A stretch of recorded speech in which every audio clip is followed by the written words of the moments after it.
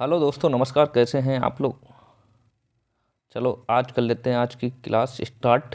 और अगर पिछली क्लासें आपने नहीं देखी हैं तो ज़रूर देखिए जाके, और चैनल पर नए हो तो चैनल सब्सक्राइब कर लेना। ठीक है, क्लास स्टार्ट करने से पहले थोड़ा देख लेते हैं अपने जो बैच चल रहा है उसके बारे में। ठीक, उसके बारे में बात कर लेते हैं क्या चल रहा है। DElEd second semester, DElEd second semester जो बैच चल रहा है उसके बारे में बात कर लेते हैं। फ्री बैच ऑफ कोर्स चल रहा है। यूट्यूब पर किसी ने फ्री बैच नहीं दिया तो हम लोगों ने सोचा है आपको फ्री बैच कराया जाए। ठीक, डीएलएड सेकेंड सेमेस्टर बैच का क्या नाम है? Target free batch 90%। Target free batch 90%, जिसमें आपको ऑल सब्जेक्ट की पीडीएफ मिल रही होगी। ऑल सब्जेक्ट की पीडीएफ अपने टेलीग्राम चैनल डिस्क्रिप्शन में लिंक पड़ी, आप इस पर जुड़ सकते हो। ठीक, आपको कोई भी डाउट है तो हमारा ये व्हाट्सअप नंबर है, इस पर आप मैसेज कर सकते हो, इस पर आप मैसेज कर सकते हो। ठीक है, देख लेते हैं इसकी टाइमिंग क्या है। टाइमिंग है सुबह जो 10 बजे क्लास चल रही है साइंस की, वो कंप्लीट हो गई और उसमें प्रैक्टिस चल रही है राजन सीरीज। ठीक है, राजन सीरीज की प्रैक्टिस चल रही है, तो आपने वो नहीं देखी है तो प्ले लिस्ट बनी है, यहाँ पे देख सकते हो। सुबह ही आपको 11 बजे मिल रही है इंग्लिश क्लास। इंग्लिश क्लास नहीं देखी है तो ज़रूर देखिए जाकर। ठीक है, शाम को आप 4 बजे हमसे जुड़ते ही हो वर्तमान भारतीय समाज और प्रारंभिक शिक्षा के साथ। पिछले पेपर नंबर फर्स्ट कहते हैं, पेपर नंबर फर्स्ट। ठीक है, शाम को ही 5 बजे प्रारंभिक शिक्षा के नवीन प्रयास पेपर नंबर 2, इसमें भी सिलेबस कंप्लीट हो गया और प्रैक्टिस स्टार्ट है, तो आप जरूर देखिएगा कि इनकी प्ले लिस्ट बनी है। शाम को क्लास हो रही है, हिंदी की क्लास हो रही है 6 बजे। ठीक, और शाम 9 बजे से मैथ कंप्लीट सिलेबस हो गया है और उसमें प्रैक्टिस स्टार्ट है। ठीक, प्ले लिस्ट बनी है। आप चैनल पे नए हो तो चैनल पे जाके प्ले लिस्ट सर्च करना, वहाँ पे सारा कुछ मिलेगा।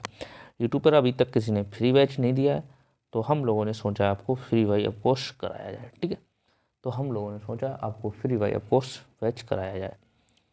ठीक है, तो ये था हमारा शेड्यूल। चैनल पर नए हो तो चैनल सब्सक्राइब जरूर कर लें, आपको ये चैनल से जुड़ जाएं। ये टेलीग्राम चैनल है, ये डिस्क्रिप्शन लिंक पड़ी है, तो यहाँ से आप जुड़ सकते हो। ठीक है, चलो बिना टाइम वेस्ट किए आज स्टार्ट कर लेते हैं आज की क्लास। आज की क्लास क्या पढ़ रहे हैं? आज हम पढ़ रहे हैं विदेशी मतलब पाश्चात्य विचारक, जिसमें पढ़ेंगे आज हम प्लेटो।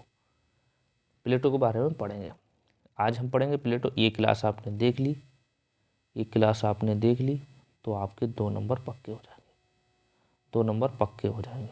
ये क्लास आपने कंप्लीट देख ली तो 2 नंबर आपके पक्के हो जाएंगे। ठीक है, ये क्लास आपने देख ली तो 2 नंबर पक्के हो जाएंगे। ठीक है, चलो स्टार्ट कर लेते हैं आज की क्लास। ये प्लेटो के बारे में। प्लेटो सबसे पहले, ये प्लेटो किसका शिष्य था? ये था सुकरात का। इसके गुरु कौन थे? सुकरात थे। ठीक है, देख लेते हैं। महान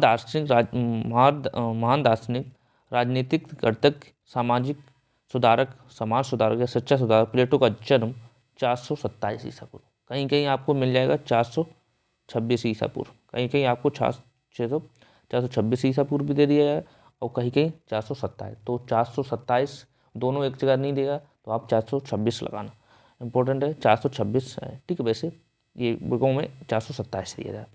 एथेन में हुआ था इसका जन्म 426 ईसा पूर्व या 27 ईसा पूर्व में एथेन में हुआ था। इनके पिताजी का नाम एरिथोन था। ठीक है, एरिकडोन था। ठीक, इनके पिता का नाम एरिकडोन। ये प्लेटो कुशल खिलाड़ी था, एक खिलाड़ी था तथा सिपाही था। साहित्य में इसकी पर्याप्त रुचि थी, साहित्य में इसकी एक पर्याप्त रुचि थी। 20 वर्ष की अवस्था में ही सुकरात के संपर्क में आ गया। मतलब सुकरात कौन थे? सुकरात इसके गुरु थे। सुकरात के संपर्क में आया और 8 वर्ष तक उसने सुकरात के निर्देश में अध्ययन किया। कितने वर्ष किया? 8 वर्ष तक। कितने वर्ष किया इसने? 8 वर्ष तक इसने सुकरात के अध्ययन मतलब संपर्क में रहकर अध्ययन किया। 399 ईसा पूर्व सुकरात को दिए जाने वाले मृत्युदंड से इसका इतना गहरी मानसिक वेदना हुई। मतलब इसके 339 में ईसा पूर्व में सुकरात को मृत्युदंड दिया गया, प्राण दंड देने से इनकी गहरी मानसिक वेदना हुई कि वे अपना देह छोड़कर वे अपना देश छोड़कर एक लंबी यात्रा से निकल गए थे। ठीक है, उस अपने समय को उन्होंने विभिन्न देशों में भ्रमण किया, अध्ययन किया, माना, लेखन आदि व्यतीत किया। इस यात्रा के पश्चात वे अपने देश वापस आए। 367 ईसा पूर्व में अपनी मृत्यु तक एकेडमी में अध्ययन किया करता रहा। एकेडमी द्वारा स्त्री पुरुष दोनों के लिए कुशल हुआ था, मतलब दोनों के लिए खोला गया था। ठीक है, इस संस्था में लेखन कार्य किया। 347 ईसा पूर्व में 80 वर्ष की उम्र की अवस्था में इनका मृत्यु हो गई थी। ठीक है, इनकी मृत्यु कब हो गई थी, तो इनका मोटा मोटा पॉइंट कर रहा है। तो कहने का मतलब है, एक ये दार्शनिक थे जिनका जन्म 428 ईसा पूर्व से हुई थी और मृत्यु कब हुई थी, 347 में मृत्यु हो गई थी। ठीक है, ये दार्शनिक राजनीतिक वैज्ञानिक के जनक थे। ये जनक किसके थे, राजनीतिक, दार्शनिक और वैज्ञानिक के जनक थे। ठीक, किसके जनक थे, कर्तज्ञ, सामाजिक, दार्शनिक के ये जनक थे। पश्चात जो जगत में आदर्शवाद की स्थापना का विचारक देने वाले यही थे। मतलब जो पश्चात वाले थे, आदर्श राज्य की स्थापना इन्होंने की थी। इनका बचपन का नाम एरिस्टोटलीज था। इनके बचपन का नाम एरिस्टोटलीज था। ठीक है, इनका जन्म तो एथेंस में हुआ था, कुलीन परिवार में हुआ था। इनके माता का नाम इनके पिताजी का नाम क्या था, एरिस्टोन था। ठीक, एरिस्टोन। और इनकी माता नाम बूझ लिया जाता तो क्रिस्टीन था। इनकी माता नाम क्रिस्टीन था। तो ये आप स्क्रीनशॉट इसका ले सकते हो, आप स्क्रीनशॉट ले सकते हो। ठीक है, इनका आप स्क्रीनशॉट ले सकते हो। ठीक है, और ये और लिखना चाहो, इसमें प्लेटो एक था व्यायाम, मतलब योग करता था, और योग और संगीत का प्रेमी था। ऐसे लिखते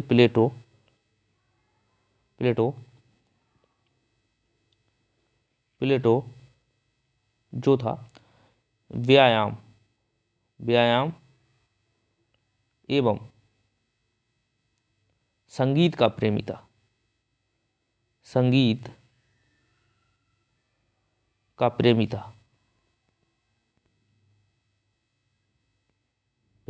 ठीक, ये लिख सकते हो।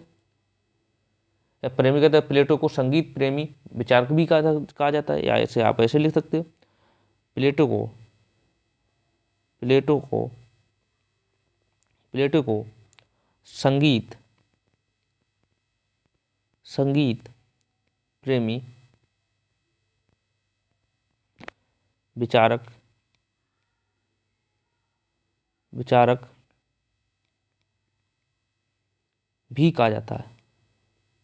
भी कहा जाता है। आप ऐसे भी लिख सकते हो। प्लेटो क्या था, प्लेटो आप लिख सकते हो, प्लेटो व्यायाम एवं संगीत का प्रेमी था। भूल लिया जाता, प्लेटो व्यायाम और संगीत का प्रेमी था, जिसे प्रेम तो या ये भी कहते थे, प्लेटो को संगीत प्रेमी का विचारक भी कहा जाता था। ये भी से भी आप लिख सकते हो। ठीक है, ऐसे भी लिख सकते हो। इसका नाम प्लेटो कैसे पड़ा, प्लेटो नाम इसका ऐसे पड़ा, जब व्यायाम करते करते इसका जो कंधा था वो चौड़ा, मतलब प्लेट जैसा हो गया। चौड़ा हो जाने के कारण इनके गुरुजी कौन थे, सुकरात थे, इनका नाम प्लेटो रख दिया। मतलब इनका प्लेटो नाम कैसे पड़ा। बचपन का नाम क्या था, एस्ट्रोक्लेनीज था, इनका बचपन का नाम था। एरिस्टोक्लीज इनका बचपन का नाम था। और इनका जो प्लेटो का पड़ा, प्लेटो इन्होंने जब व्यायाम करते थे तो इनका मतलब व्यायाम करते करते इनका जो कंधा था जो प्लेट जैसा हो गया, तो इनके गुरुजी ने इनका नाम प्लेटो रख दिया था। ठीक है, तो प्लेटो रख दिया था। तो पता था, ये लिख सकते, प्लेटो सुकरात के परम गुरु मानते थे। मतलब प्लेटो जो था, प्लेटो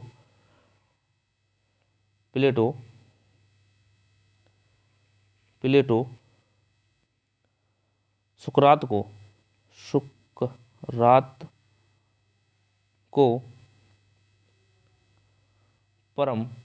परम गुरु मानते थे। इंपॉर्टेंट पॉइंट, प्लेटो जो सुकरात को परम गुरु मानते थे। प्लेटो का गुरु के प्रति इतना सम्मान था कि वह सुकरात से अलग अपना अस्तित्व नहीं बनाता था। इन्होंने एक और पॉइंट लिखा है, इन्होंने एथेंस में एक अपनी एकेडमी खोली है। एक पॉइंट और लिख सकते हो, एक पॉइंट और लिख सकते हो। प्लेटो का गुरु के प्रति इतना सम्मान था, प्लेटो का गुरु के प्रति इतना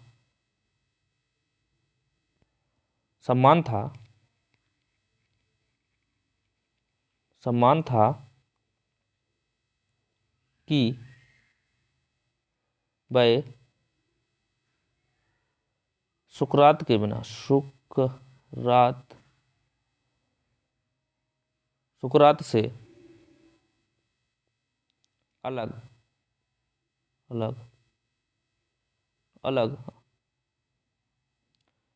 सुकरात से अलग अपना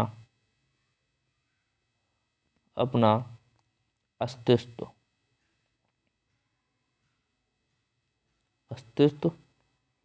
नहीं मानता था।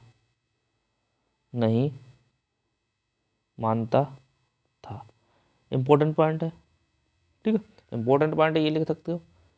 क्या था? प्लेटो का गुरु के प्रति इतना सम्मान था कि वह सुकरात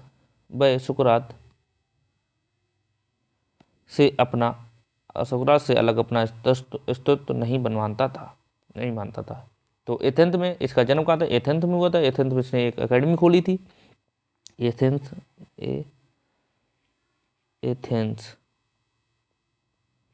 में इसने एक एकेडमी खोली थी। एकेडमी खोली थी जिसमें क्या पढ़ाया जाता था? इसमें पढ़ाया जाता था दर्शन पढ़ाया जाता था और गणित की शिक्षा दी जाती थी। एथेंस में इसने जो एकेडमी खोली उसमें गणित पढ़ाया जाता था और दर्शन की शिक्षा दी जाती थी। ठीक, ये इंपॉर्टेंट पॉइंट। ठीक, बाद में ये विश्वविद्यालय भी यूरोप का प्रथम विश्वविद्यालय भी माना गया। यूरोप का प्रथम विश्वविद्यालय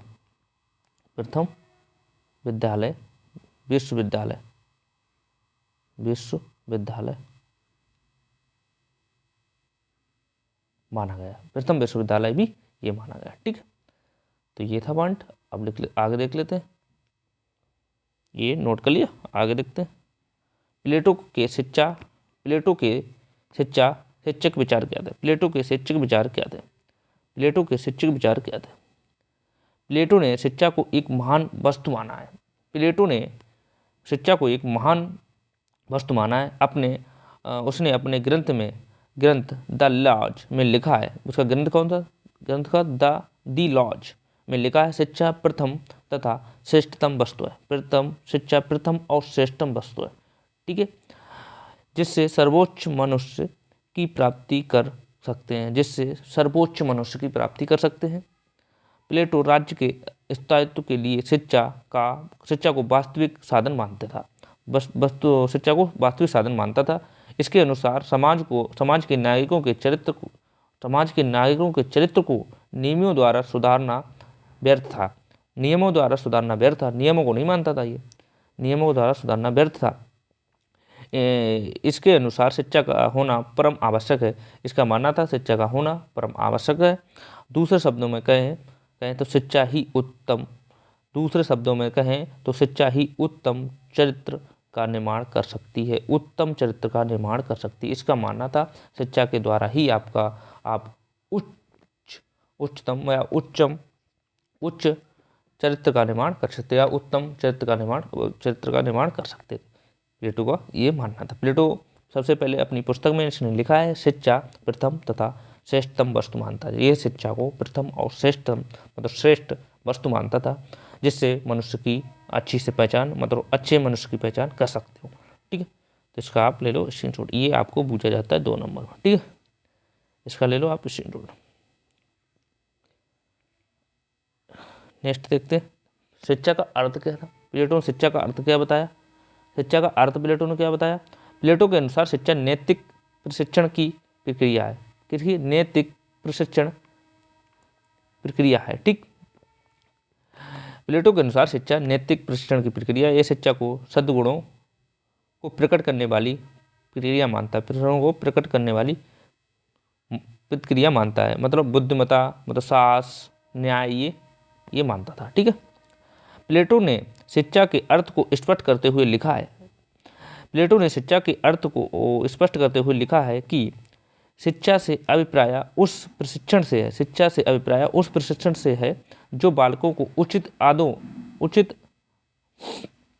आदतों के निर्माण के द्वारा सद्गुण की प्रथम प्रवृत्ति उत्पन्न करता है, जो आप में जीवन के आरंभ से अंत तक उस वस्तु के प्रति घृणा उत्पन्न करता है, जिससे आपको घृणा करनी चाहिए, और उस वस्तु के प्रति प्रेम उत्पन्न करता है, जिससे उसको प्रेम करना चाहिए। मेरी दृष्टि से यही सच्ची शिक्षा है। उसने कहा मेरी दृष्टि से यही सच्ची शिक्षा है। उसका मानना था कि शिक्षा से अभिप्राय प्रशिक्षण है जो बालकों को उचित आदतों का निर्माण करता है, सद्गुण की प्रथम प्रवृत्ति उत्पन्न करता है। ठीक है।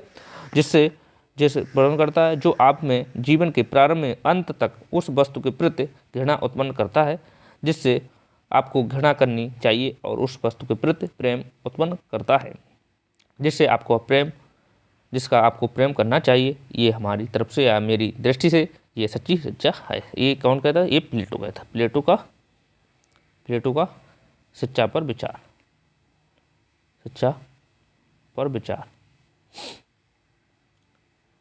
ये प्लेटो का शिक्षा पर विचार था। ठीक है।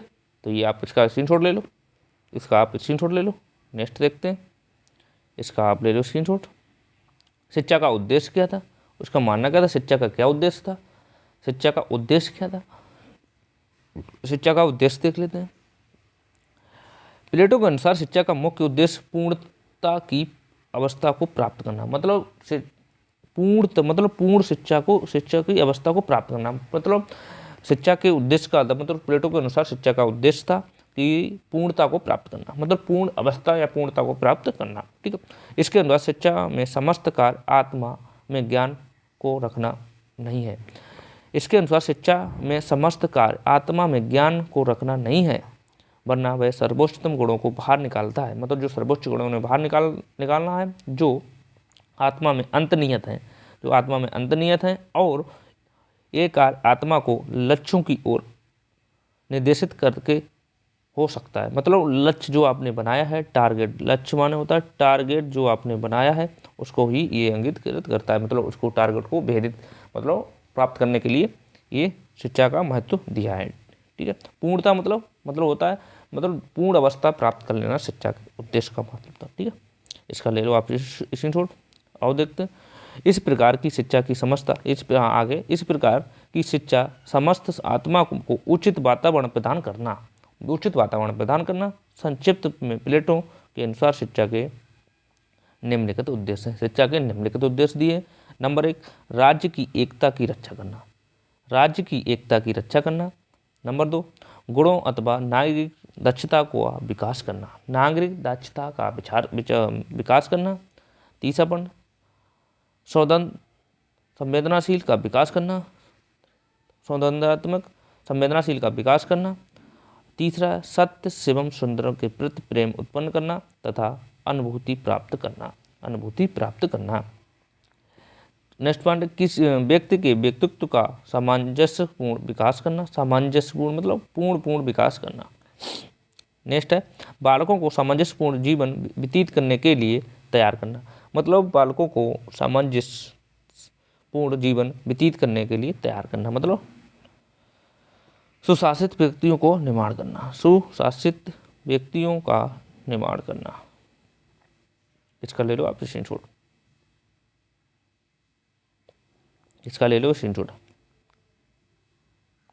जैसे पाठ्यक्रम कैसा होना चाहिए, पाठ्यक्रम कैसा बताया, पाठ्यक्रम में के संबंध में प्लेटो ने शिक्षा को 3 भागों में बांटा है तथा उनके अनुरूप पाठ्यक्रम निर्धारण पर बल दिया है, मतलब उन्होंने शिक्षा 3 भागों में बांटा है, तो इतने 3 भागों में बांटा है। पहला है शिक्षा, दूसरा उच्च शिक्षा, तीसरा है माध्यमिक शिक्षा। ठीक, पहला है उच्च शिक्षा, फिर उच्च शिक्षा, फिर माध्यमिक शिक्षा। ठीक, उच्च शिक्षा में क्या, प्रारंभिक शिक्षा के पाठ्यक्रम में खेलकूद, व्यायाम, संगीत, गणित, इतिहास आदि विज्ञान को स्थान प्रदान किया है। इसने प्राथमिक मतलब शिक्षा में क्या क्या दिया?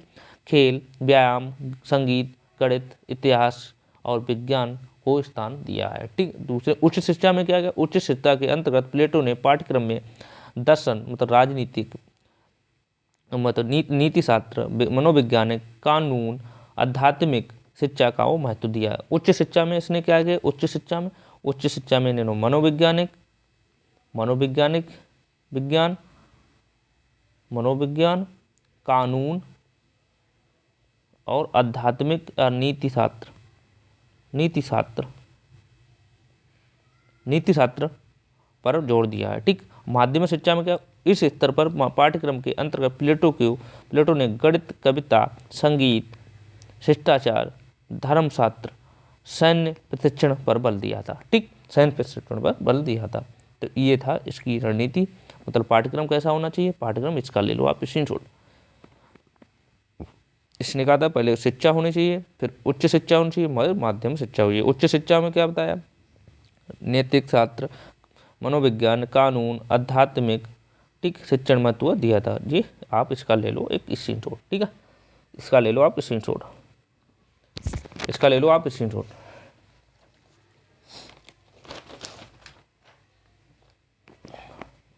तो डीएलएड में कौन डीएलएड में थोड़ा ही पढ़ा जाता है। ठीक है, पढ़ने को प्लेटो के लिए बहुत उन्होंने दिया।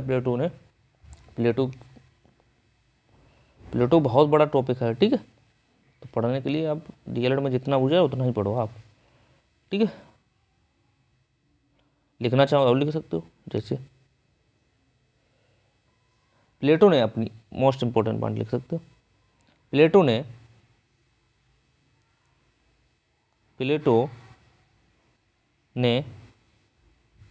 अपने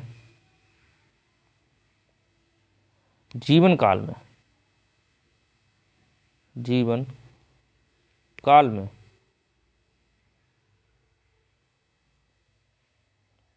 36 से 38 पुस्तकें लिखी। कितनी पुस्तकें लिखी देख रहे हो? लिखी। इंपॉर्टेंट पॉइंट, कितनी लिखी? 36 से 38। प्लेटो ने अपने जीवन काल में 36 से 38 पुस्तकें लिखी। तो पुस्तकें की लिखी जीवन की पुस्तकें कौन कौन सी थी? पुस्तकें प्लेटो की पुस्तकें थी कौन सी? पुस्तकें तो कुछ नाम लिख लेते हैं इंपॉर्टेंट वाली पुस्तकें। एक तो रिपब्लिक, लॉज थी दी लॉज,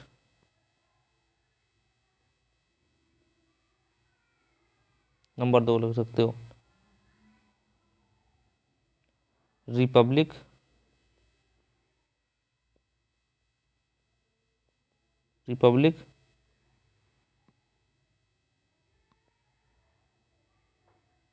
एक और लिख लो तो स्टेटस लिख रहा, तीसरी लिख रहा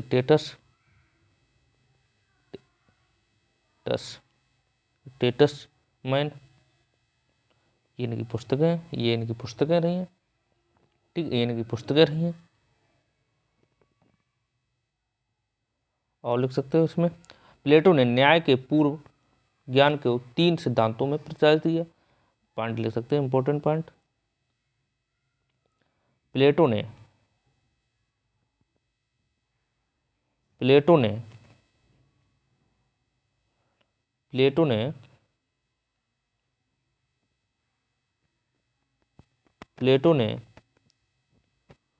के न्याय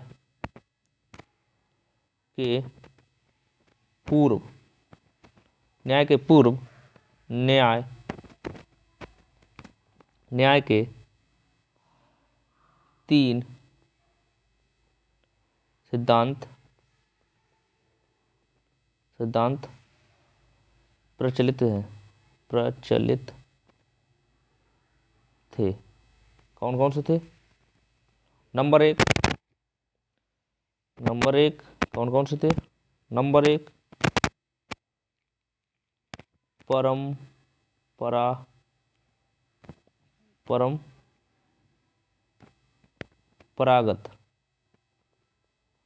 परंपरागत सिद्धांत। सिद्धांत। नंबर दो अग्रवादी सिद्धांत।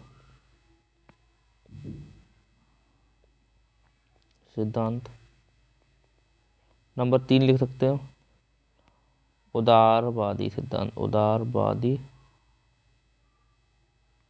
सिद्धांत। ये 3 सिद्धांत प्रचलित थे। ठीक, ये आप लिख सकते हो इंपॉर्टेंट पॉइंट ठीक है, ये आप लिख सकते हो इंपॉर्टेंट पॉइंट। चलो नेक्स्ट देखते हैं।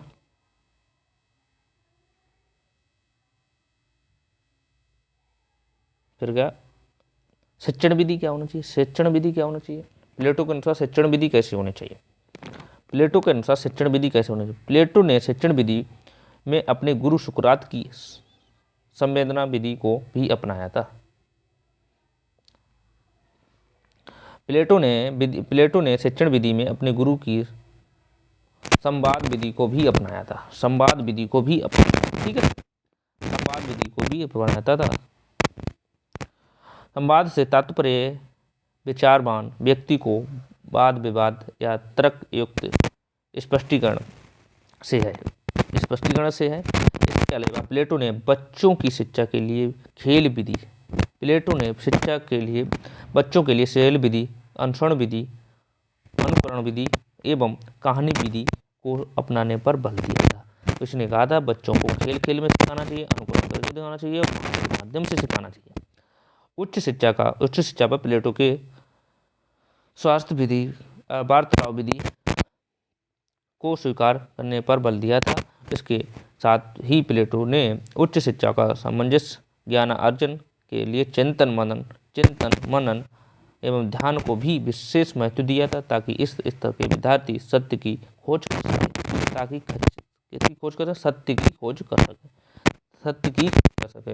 शिक्षण विधि क्या है, इसका मानना था बच्चों को खेल खेल में सिखाना चाहिए, अनुसरण करके सिखाना चाहिए, कहानियों द्वारा सिखाना चाहिए।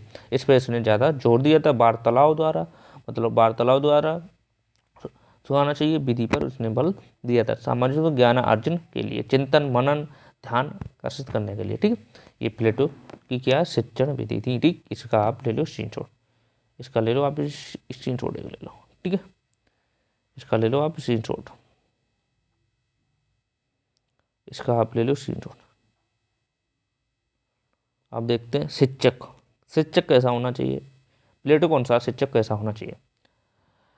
प्लेटो ने शिक्षक के विषय में अलग से ही कुछ नहीं लिखा है। क्योंकि स्वयं द्वारा स्थापित अकेडमी में वे शिक्षक के रूप में कार्य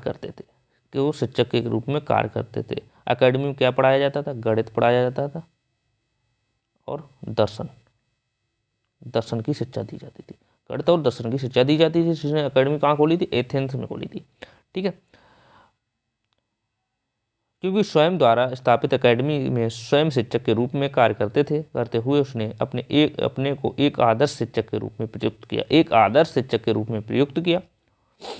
इस कारण अब उसने अपेक्षा की थी कि सभी शिक्षक को आदर्श गुणों का समावेश होना चाहिए और शिक्षक के रूप में अपने कर्तव्यों को निष्ठा लगन और ईमानदारी से करना चाहिए। एक शिक्षक को अपने कार्य जो निष्ठा और लगन और ईमानदारी से करने चाहिए, जिससे दूसरे लोग अनुसरण कर सकें। जैसे आप अच्छे ईमानदारी और निष्ठा और लगन के साथ कार्य करते हो तो उसके लोग टीचर को देख के ही बच्चे कॉपी टीचर को देख के ही करते हैं। जैसे टीचर करता है बच्चा भी वैसा ही सोचता है। ठीक है, तो उसका मानना था बच्चे को टीचर का कर्तव्य होना चाहिए, अध्यापक का कर्तव्य होना चाहिए निष्ठा, ईमानदारी और लगन से अपना कर्तव्य करता है। ठीक, इसका ले लो आप स्क्रीनशॉट। और देखते हैं आगे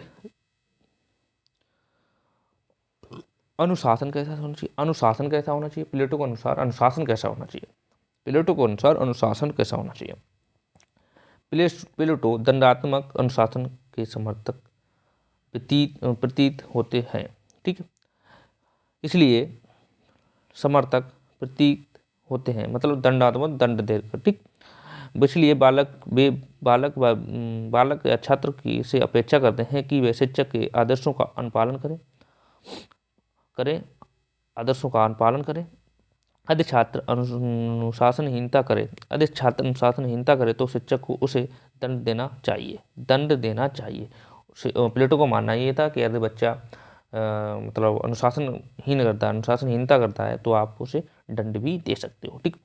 प्लेटो का विश्वास था कि वह कठोर नियंत्रण और अनुशासित जीवन जीने से ही सद्गुणों का विकास संभव है। प्लेटो का मानना था कि कठिन या कठोर नियंत्रण या अनुशासित जीवन जीने से ही सद्गुणों का विकास भी संभव है।